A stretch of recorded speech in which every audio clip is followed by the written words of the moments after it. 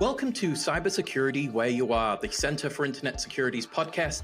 I'm Sean Atkinson, CISO at CIS. And I'm Tony Sager, Senior Vice President and Chief Evangelist at CIS. Cybersecurity affects us all, whether we're online at home, managing a company, supporting clients, or running a state or local government.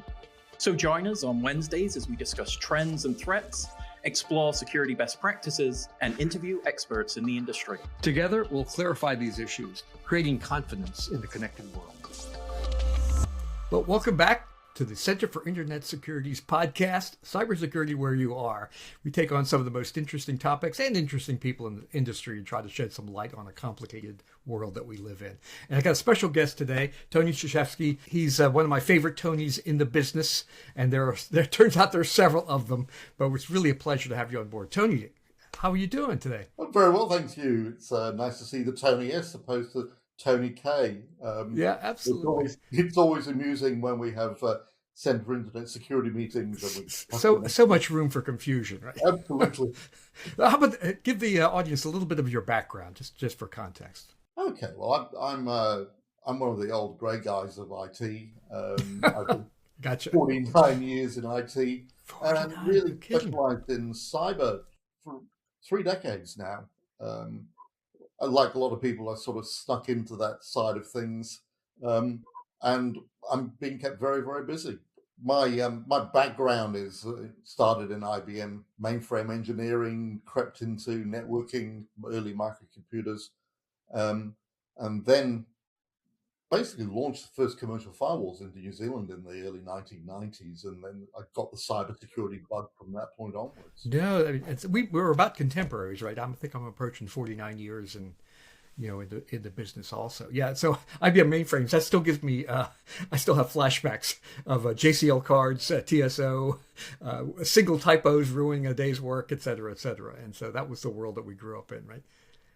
That and the early work with firewalls. We'll come back to some of that when we talk about it. But the topic today, we want to we've been reaching out to the folks that we've designated as CIS Controls Ambassadors, and you're one of the shiny examples of that. Folks who have taken our work, advocate. It becomes part of your work, but it's also a role of representation, advocacy, and so forth. So, but tell me about your initial interest in the controls, because that predates the ambassador program. Well, it actually started off back in 2016. We built a compliance platform, and when you've got a compliance platform, you need a framework or some controls to put into it.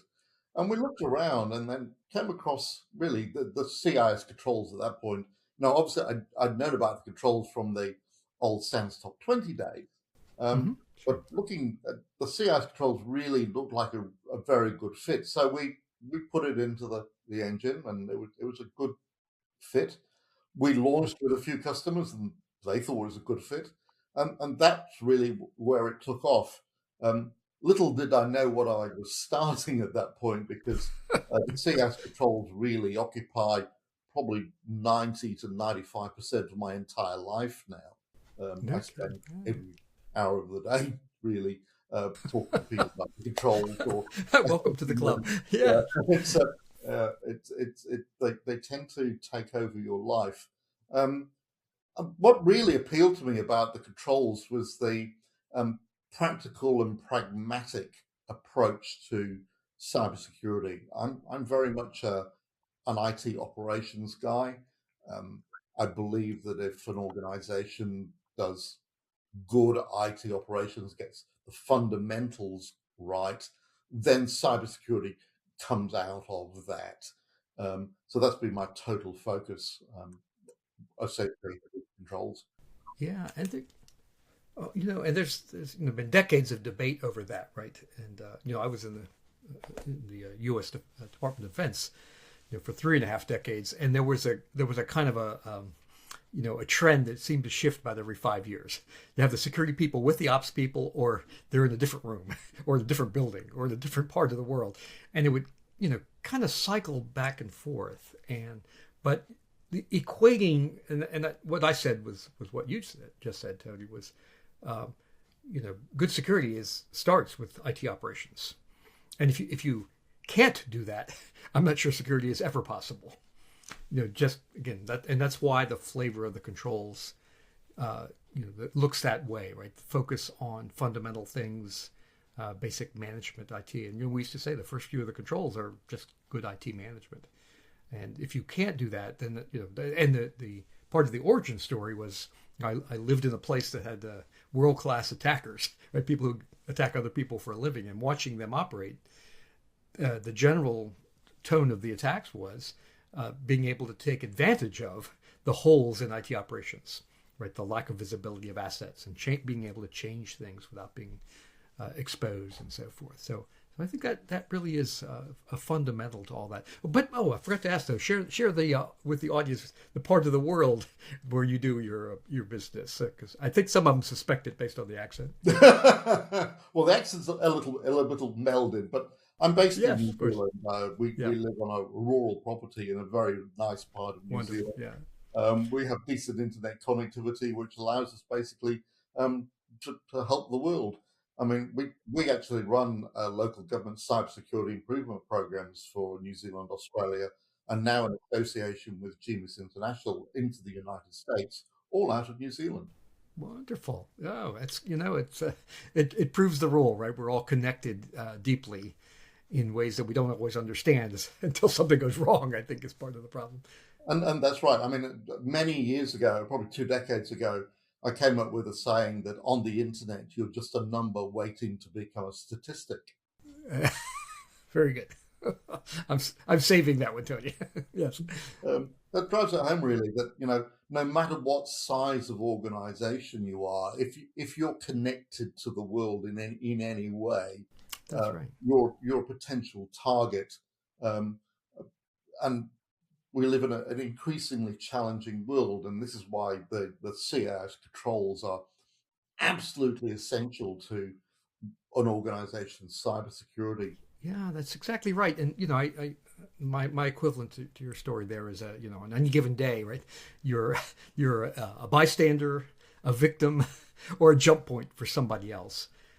But that is how many times have you heard the story especially from a small government agency or business? Well, no one will attack us. We don't have anything worth stealing. We're not that interesting, and so forth. And that's a pretty common tale, right? It is. I hear it all the time. I used to hear it a lot more in the older days. Sure. We had some pretty major cybersecurity incidents here in New Zealand, and that really put people's focus on cybersecurity protection. But to me, it really is. It's all about that information. Cybersecurity is about the protection of information and the systems used to store, transmit, and process that information. People want to use that information, even if you think that the information you're holding is not important. There is an opportunity that it is important to somebody else. So that's what we're trying to do. Is it puts bounds around the use of that information and protect it. Yeah, and they, that point, right? That the value of that information is also in the eye of the beholder, and in the eyes of the thief or the criminal or the espionage agent, and getting to understand that. I think, as you said, that in the early days it was easy to say, "Well, I'm separating myself from the problem. I'm not that interesting. I don't have anything valuable." But it's impossible today. I was in a meeting decades ago within the U.S. Defense Department, Tony, and there was a general officer that made the claim. The problem with our cyber strategy is that we try to protect everything, and therefore we don't protect anything. And I said, yeah, okay. So the idea was he wanted to isolate important things and only protect those, and everything else becomes the Wild West. And I said, sir, with all respect, I would turn that story around. Everything needs some level of protection, because if your risk assessment says these are unimportant, you're probably wrong. Now, some things need much more protection because they're critical to missions. There's a lot riding on it economically, socially, financially, whatever. And that's true. But there really should be a baseline of expectation like we would have for public safety or lots of other risky aspects of our lives, right? So there really is a need. Again, you've always been right in line with the philosophical view of the controls, and have advocated for it. So what about who's the typical customer for you? What's the sort of work that you've done over your time? Well, we sort of split between local government. We're very, very strong in the local government sector, but also we have a number of corporates using our system, insurance, finance, service providers. So there's a fair mix, and it really is. The challenge is getting the organization to understand they need to do something, rather than we need to be compliant versus we need to actually protect our information, and getting that mix between what the risk people want and what the operations people want. There's sometimes a bit of a conflict in there. When we actually get the two talking to each other, that's where everything succeeds. When we actually get operational teams to understand that they're really the part of the solution. I've got a large organization I've dealt with for the last 3 years, and we've driven them up from sort of about a 30% compliance with the controls to close to 80% at this present time. And the real breakthrough came in the second year when the IT operations team and the development team suddenly clicked that they were the answer. And then they got enthusiastic. They were doing cybersecurity improvement without realizing they were doing cybersecurity improvement. They were actually just improving their own operational capabilities and their maturity. And once that triggered off, the growth, the improvement level, maturity just skyrocketed. It was a real success story for me. I was very pleased that the methodology is proven to work. Similarly, in the local government sector here, we actually have a very large proportion of local government agencies in New Zealand in our program, and we actually benchmark across local government. So each of the agencies can actually see how well they are doing, right down at the safeguard. And in our build, we go down to guideline level. So we've got a very, very fine-grained view of how well we're doing across the nation. It's been a wonderful budget driver, the benchmarking, because people compare how well they're doing against their peers. And we also run a national awards program for local government. So we award the most improved and the best in the country. And again, putting a big carrot out there to say, hey, improve, well, there's an award at the end of the year. It's been an extremely successful program. We're now a decade in New Zealand. We're about 2 years in Australia, and about 2 years in the United States. And again, we're starting to see the real driver there. Great improvement levels. Yeah. There's something about the psychology, right? And the importance of measurement. So if you have no program of measurement, then everything looks equally important, and you have no way to measure progress. So that was a key then, right? So that you just mentioned that the level of improvement. I mean, and that's one of the great strengths of the CIS Controls is the implementation groups. Where they came in version 7.1. This ability to say, what size of organization am I? What levels of control do I really need to do based on my risk level? And the IG1, IG2, IG3 concept was a real breakthrough for the CIS Controls. It's been an extremely useful tool. Yeah, we knew that felt like a good idea, but it turned out to be an incredibly good idea, and because it helps. It takes some of the fog, right? The overload of thousands of things to do. Well, maybe you don't need to do thousands. You certainly can't do thousands first.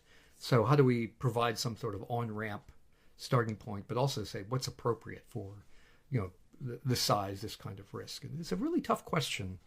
And so simplifying it down, I think, has been a big success. And we've seen, good adoption by K through 12 school systems, and again, those that do not have full-time staff to worry about security, but are really struggling with that problem. But this idea of what is the expectation? How do I measure against it? How am I doing against my peers? My saying Tony, that matches yours is no one wants to be the lonely antelope at the edge of the cyber herd. You're too easy to get picked off. And so that's a pretty strong motivator to say, what do I have to do that seems reasonable? We've used that term of art here, or responsible, right? I don't want to be seen as the outlier who's not doing things. And so there's a psychology to that, right? That says, how do I present the work, but also have a measurable framework that says, how do I know they're making progress? How do I know I've reached a point of, that seems reasonable? And I always say it's bad business to bankrupt my company in the name of security. Right? that something's off with your business model if that's where you're going. Ever feel like cybersecurity is a giant jigsaw puzzle and someone forgot to give you the corner pieces? Or the box lid, the table, or the time? Exactly. That's where the CIS Secure Suite platform comes in.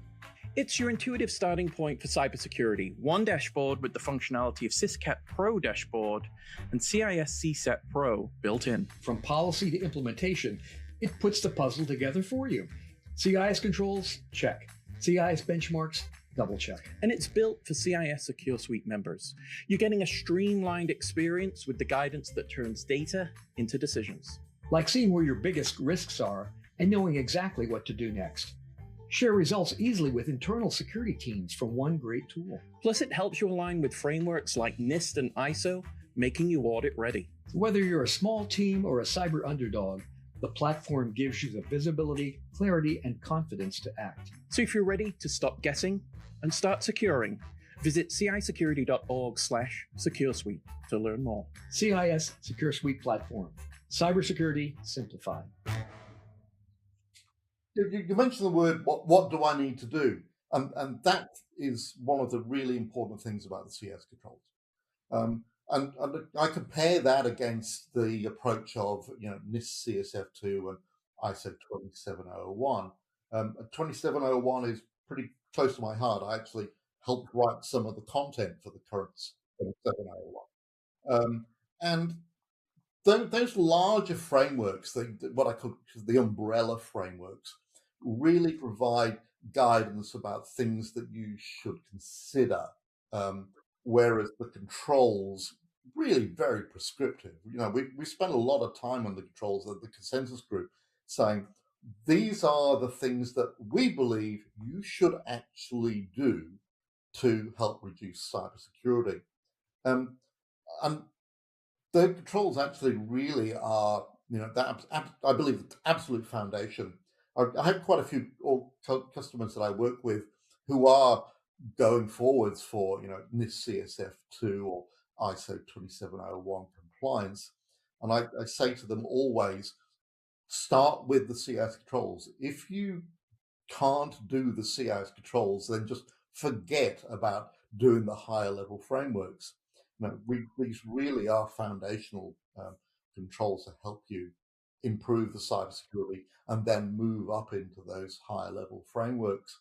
I helped another Saga do the initial mapping of CIS controls to ISO 27001 and this CSF, and it's a pretty arcane art doing that mapping, but those mappings do help organizations establish sound controls to begin with, and then when they want to go forward for the higher level frameworks, you've got a very, very strong foundation in place. Yeah, you nailed that message, which is it. And that was a choice that we made. We picked the controls evolved from an ad hoc thinking, but it turned out to be that was a really powerful niche, right? To be more prescriptive than these larger frameworks, but to deliberately be in alignment with them. And the idea was, we entered many years ago, as you very well know, what I call the multi-framework era. Every company has to deal with multiple frameworks, but everyone designs their framework as if they were the only framework on earth. And that causes a lot of rework, different language, different sort of intellectual models behind them. And, that's not an easily solved problem. But we at CIS recognize that problem and then provide the mappings to each of those, right? To do exactly as you described. that was the observation that really hit me in the mid 2000s, Tony, was it wasn't the lack of good guidance, good tools. It was the surplus of them. There were too many things. And so focus was really the problem, prioritization and getting started. People just got paralyzed because they were overwhelmed by multi-thousand pages of very intellectually worthy guidance, but they just couldn't get started. And so that path that you just described seemed like the right one. And I think it's turned out to be a really powerful area for us. And it's a good spot for the kind of work that we do and the way we do it, right? Through this volunteer army and the gathering of minds to help create the content. So tell me a little bit more about your work with local governments. So is there ever been I'll call it a public policy connection, where, say, a regulatory agency encourages the use of the controls, or what are they doing to grapple with this cyber problem? No, in New Zealand specifically, there is actually no government mandate for this. We actually started off. I've been involved with local government cyber for many years beforehand, and our whole involvement here with creating this program sort of came out of my frustration of going out, doing an audit, evaluating cyber, coming back, going back in the next year and seeing exactly the same thing. That's a familiar story, yeah. Yeah, you sort of beat your head. So we said, well, how can we help improve cybersecurity? In other words, let's fix the problem rather than just audit. So we created our SAM for compliance engine, a self-assessment and management tool. And basically now our approach with all organizations typically is, we'll go in, do an assessment, and then we'll leave you with an improvement tool that can actually help you drive the improvement. And of course, like most things, you start off with one client and they talk to a friend and go, I think this actually works. It kind of grew. And the methodology has really proven itself. This sort of, I'm on the road all the time going on and doing, reassessments for organizations. They like, the wise old bloke to come in once a year and, are we really doing what we're doing? Are we doing it correctly? Give us some guidance. But in the meantime, they've always got this tool in front of them that says, let's drive it. Let's manage our tasks. Let's drive the improvement process. Yeah. That's that conclusion you reached, right? Finding the same problems in audit. I was seeing that from the red teams and stuff that we were doing, in the U.S. And I was like, this is too easy. We're seeing the same thing, every 6 months, every year. What are we not learning, or what lessons are we not putting into place? And it turns out, this was what changed my career, Tony, when I said, it turns out I was operating under an implicit business model. If we just scared people enough with a red team result, they will be inspired to go solve this problem. It turns out that doesn't work. Much to my chagrin. You have to do what you just described, right? You have to develop a roadmap. They have to be handed to an improvement program that allows them to show progress, manage it, but also take them from someplace to someplace better. And there's no one event like a red team penetration test, scary or inspiring event that will make the difference. Sometimes you need that to get people's attention, and that's a legitimate use. But at the end of the day, you can't give them a list of 5 things to do or whatever. You have to help them with a program, right? Plan it and recognize they're not going to solve this in a month, but it's going to take sustained effort. But if you want a sustained effort, you have to show progress. And so I think that's one of the beautiful things you did early with the tools that you provided. What's also been a driver is being able to present that information up to executive and board level. Okay, very good. And basically, if you don't get that buy-in from the people who are giving you the budgets, you're going to fail anyway.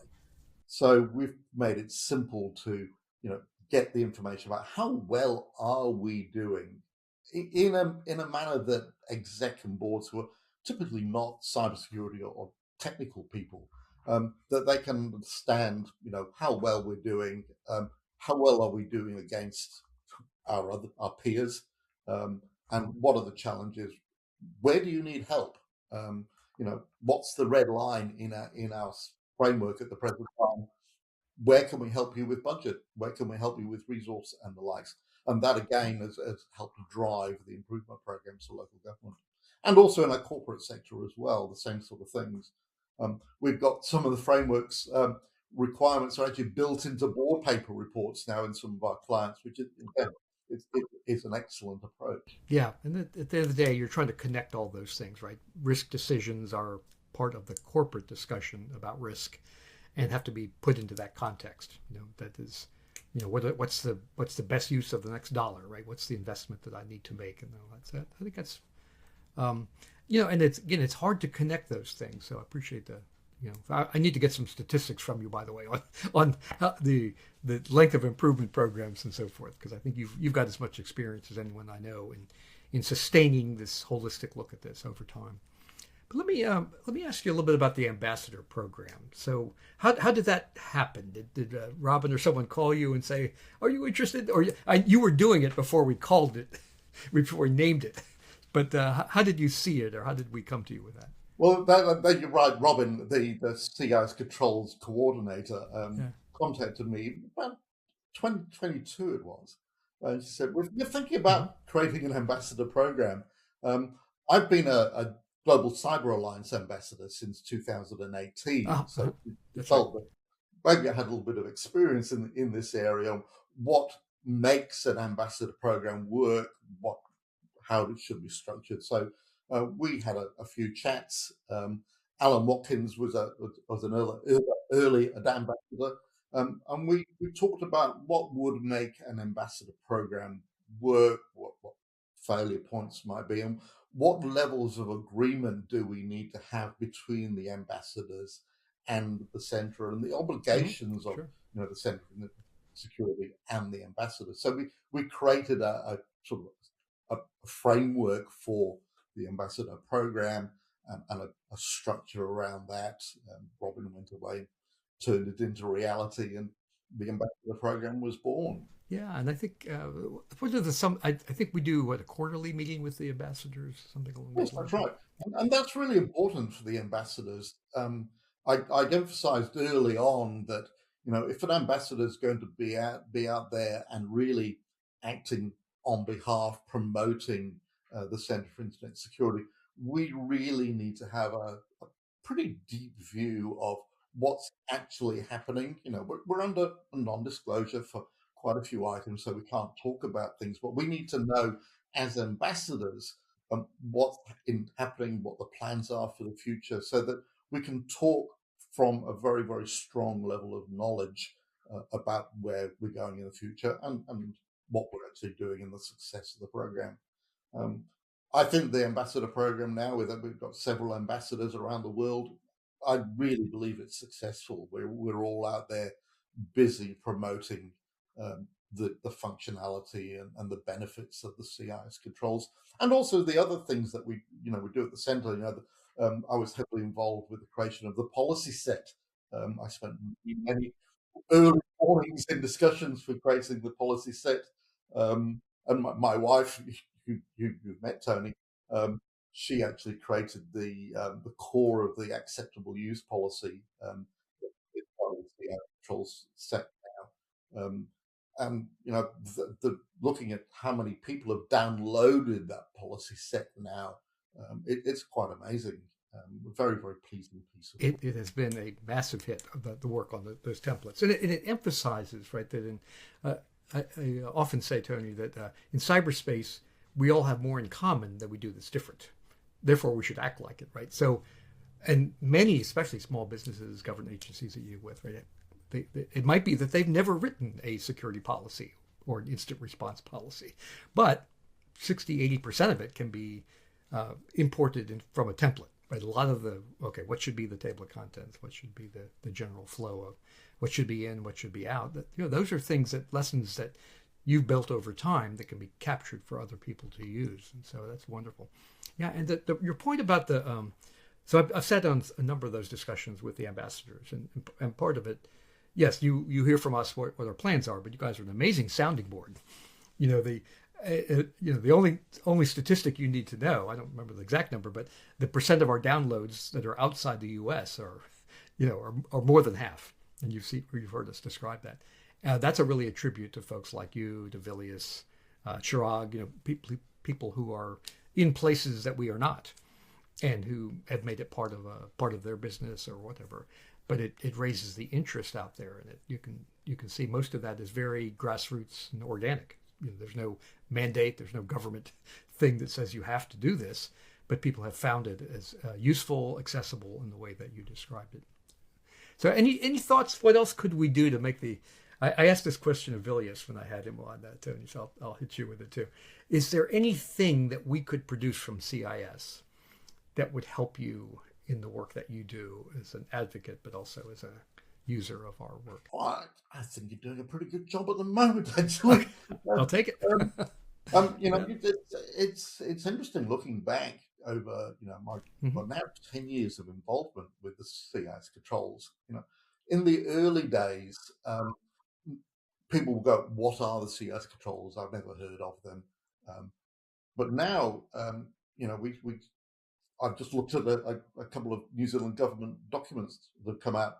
CIS Controls are mentioned explicitly in there. You should consider looking at the controls. New Zealand's not a country that likes to mandate things, but we'll give some guidance and the likes. And really, what needs to happen is really just more promotion, especially internationally. There's probably still quite a bit of a focus on the United States. We always joke in the meetings about how many Z's can we remove out of the controls. That's right. We all roughly speak the same language, but not quite. Yeah, yes. That's probably quite funny coming from a person who's got 2 Z's in their surname. But just the internationalization, and it's really pleasing to see only just this last week, the launch of the Japanese version of the CIS Controls, more international language versions to drive that out. I think you're doing a very, very good job of mapping the CIS Controls into those lots of international standards. There's even a mapping of the CIS Controls to the New Zealand Information Security Manual. I wouldn't be willing to do that, but other Mr. Sager was more than happy to do it. So well done. And those are the things that actually do help drive that. I think one of the challenges is, internationally, is there's still a very large focus on the larger frameworks. We're only doing well if we have an ISO 27001 badge on it. Whereas, again, my emphasis is do the basics well. You don't necessarily have to have the very big badge at the end. Conformance with the CIS Controls is, for most organizations, is good, effective practice. So that's really what, just more getting the message out there. Yeah, I think so, and we've been discussing that challenge, Tony, and I think I hope you'll see, and we'll discuss with you next time, kind of where we're going with that messaging part of it. But yeah, the idea of getting people started in the right direction, right, and doing it in a way that's a foundation. You don't throw it away later. You just, as you said, right, you decide that I want to move to the bigger frameworks for either legal reasons or the size of my company or the risks that we face, and that's perfectly appropriate. And we plan for that. That's the place that we sit. And I think that thanks for the nod for young Thomas Sager, who's been the cartographer, as we call him here, the chief cartographer of CIS, to help generate those mappings. But we believe that might not be the ultimate solution, but it helps us all navigate this complicated multi-framework era, and we really put a lot of attention and energy into that, and now we're trying to shape it for the next generation, I think. So, any last thought you care to leave with the audience, Tony? Well, I think the real message, that single message that I just keep going on about, is do the basics, and that actually starts with inventory. The CS Controls 1, 2, and 3 are there in that order for a pretty good reason. If you don't actually know what you've got, if you don't know where your information is, if you don't understand what your assets are, everything else is difficult beyond that. I always start with that at the organization.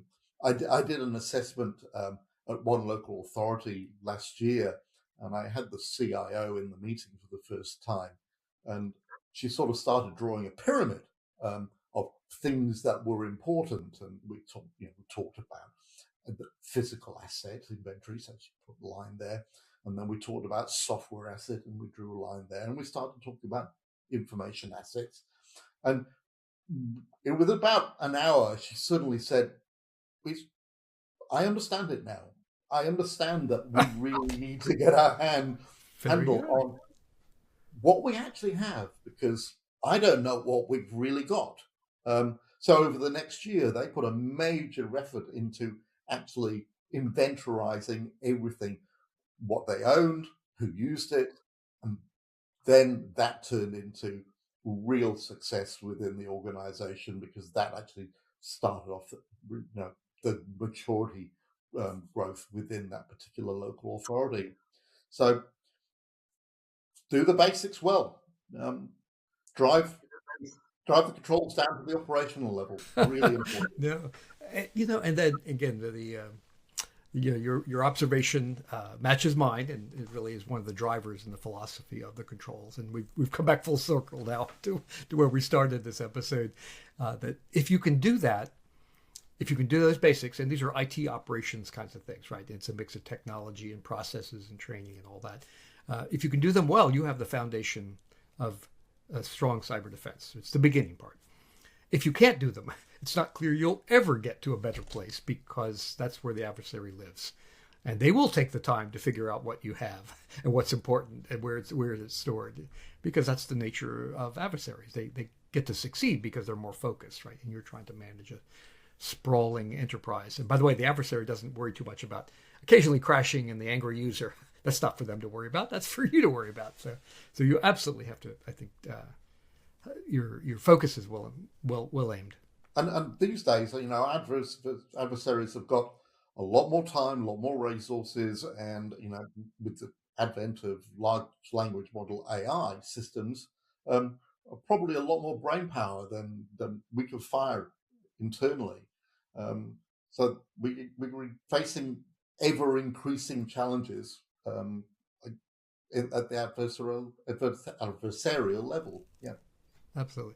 Well, Tony, thank you for all the work that you have done, both the work you've done to improve both companies and government agencies in your part of the world, and for your advocacy and support for our work. And it's been a pleasure to work with you over these years. And I think we're both about, as I said, we're both contemporaries, probably not looking at the many more years left in the careers, but it's been great to work with you, and I hope there's more to come. So my best to you, and to your wife also, who's been a big contributor, of course, to the work that you guys do. And I'll see you at the next ambassador meeting.